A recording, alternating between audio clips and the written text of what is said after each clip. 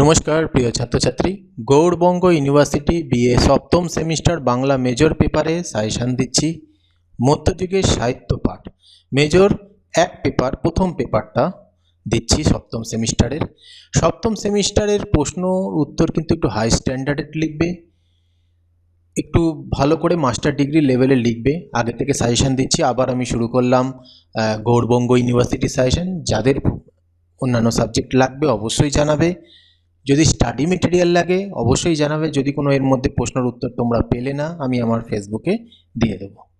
তো প্রথমে আসি বিভাগ মান 10-এর কোশ্চেন মডেল 1 থেকে, যেখানে মুকুন্দ চক্রবর্তীর চণ্ডীমঙ্গল কাব্য রয়েছে, শুধু আক্ষেটিক খণ্ডটাই রয়েছে।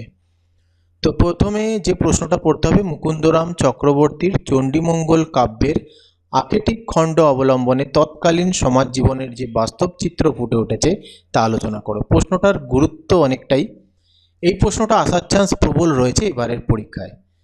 কিন্তু এই প্রশ্নটার পুরোটাই পড়বে, একটু স্ট্যান্ডার্ড নোট পড়বে, একটু বড় করে পড়বে, কারণ এই প্রশ্নটার কিছুটা অংশ নিয়েও কিন্তু প্রশ্ন আসে মান 10-এ, 5-এও আসে। তো আক্ষেটিক খণ্ডে মধ্যযুগীয় বাঙালি সমাজ জীবনের পরিচয় দাও, অথবা আক্ষেটিক খণ্ডে নিম্নবর্গীয় মানুষের জীবনযাত্রার পরিচয় দাও।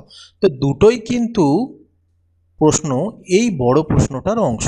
তো বড় প্রশ্নটা ভালো করে পড়লে অবশ্যই এটা পারা যাবে। পরের প্রশ্ন, আক্ষেটিক খণ্ড অবলম্বনে কালকেতুর চরিত্র, ফুল্লরার চরিত্র, ভারু দত্তের চরিত্র, এতটা প্রশ্ন পর্যন্ত 4টে প্রশ্ন তোমাদের পড়তেই হবে। পরের প্রশ্ন হচ্ছে, কালকেতু ও ফুল্লরার দাম্পত্য সম্পর্কে বিশ্লেষণ করো। আক্ষেটিক খণ্ডে দেবীচণ্ডীর ভূমিকা আলোচনা করো। মুকুন্দ চক্রবর্তীর বাস্তববোধ ও জীবন রসিকতার পরিচয় দাও। আক্ষেটিক খণ্ডে প্রকৃতি ও পরিবেশের চিত্রায়ন করো। এখানে আগেও একটু বলে দিই যে এই 4টে প্রশ্ন কিন্তু তোমাদের পড়তে হবে। প্রথম 4টে প্রশ্ন পড়তে হবে, এবং শেষ যে 4টে রয়েছে তার মধ্যে এই 6-এর প্রশ্নটা গুরুত্বপূর্ণ রয়েছে। মডেল 2 থেকে পড়বে, চৈতন্য ভাগবত এর ঐতিহাসিক গুরুত্ব আলোচনা করো। আদি ও মধ্যখণ্ড অবলম্বনে শ্রী চৈতন্যের চরিত্র বিশ্লেষণ করো। চৈতন্য ভাগবতের সমকালীন নবদ্বীপের সমাজ ও ধর্মজীবন পরিচয় দাও, যা অতি গুরুত্বপূর্ণ প্রশ্ন।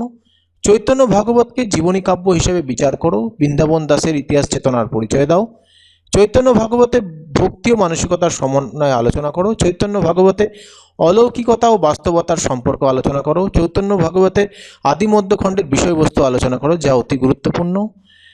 বৃন্দাবন দাসের কাব্যে শ্রী চৈতন্যের ঈশ্বর রূপ ও মানবিক রূপ সমন্বয় আলোচনা করো। চৈতন্য ভাগবতের সাহিত্যিক বৈশিষ্ট্য আলোচনা করো, মান 10টা গুরুত্বপূর্ণ। 10টা প্রশ্ন অতিরিক্ত প্রশ্ন হয়ে গেল, তাই জন্য যেটা বলছি সেটা ভালো করে পড়বে। 1-এর প্রশ্নটা, 2-এর প্রশ্নটা, 3-এর প্রশ্নটা, 5-এর প্রশ্নটা, 8-এর প্রশ্নটা ভালো করে পড়বে। মডেল 3, আগমনী পদে উমাকে বাঙালি ঘরের মেয়ে হিসেবে কিভাবে উপস্থাপন করা হয়েছে। গিরি এবার আমার উমা এলো পদটির ভাব বা তাৎপর্য, গূঢ়ার্থ, ব্যাচার্থ, এভাবে প্রশ্ন আসে এই প্রশ্নগুলো। তো এই প্রশ্নগুলো তোমাদের পড়তেই হবে, অতি গুরুত্বপূর্ণ, ভেরি ভেরি ইম্পর্টেন্ট। আগমনী পদে মাতৃস্নেহ ও কন্যা প্রতি আকুলতার প্রকাশ আলোচনা করো। আগমনী গানে পৌরাণিক উমা কিভাবে বাঙালি পরিবারের কন্যায় রূপান্তরিত হয়েছে, যা অতি গুরুত্বপূর্ণ প্রশ্ন। বিজয় পর্যায়ের পদগুলিতে বিরহ বেদনার প্রকাশ আলোচনা করো।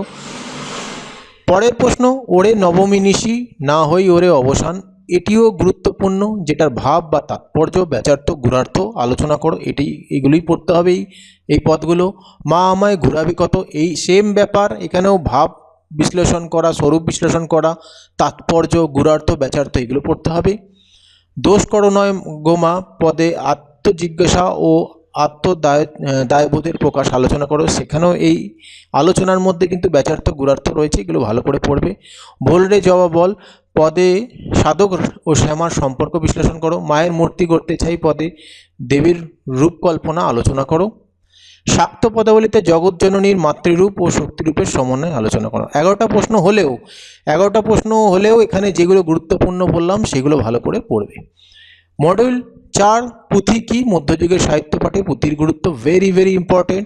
পুঁথি সম্পাদনার রীতি ও পদ্ধতি বিস্তারিত আলোচনা করো, ভেরি ভেরি ইম্পর্টেন্ট।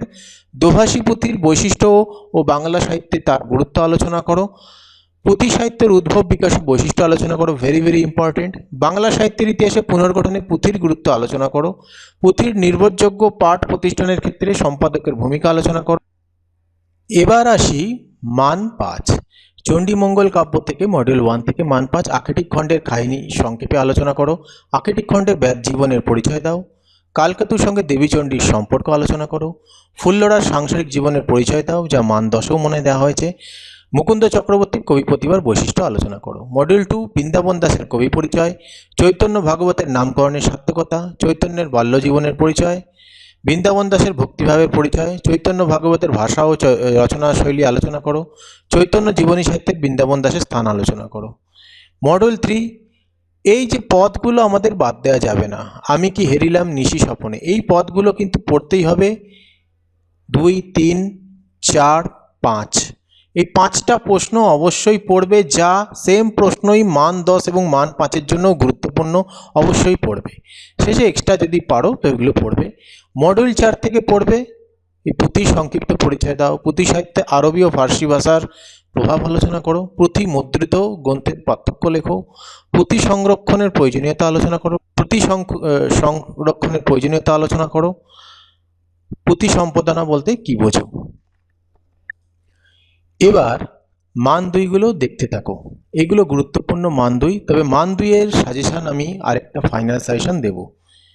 তবে এই প্রশ্নগুলো অবশ্যই পড়বে, এগুলো কিন্তু অতি গুরুত্বপূর্ণ প্রশ্ন, পরীক্ষায় আসার চান্স প্রবল রয়েছে।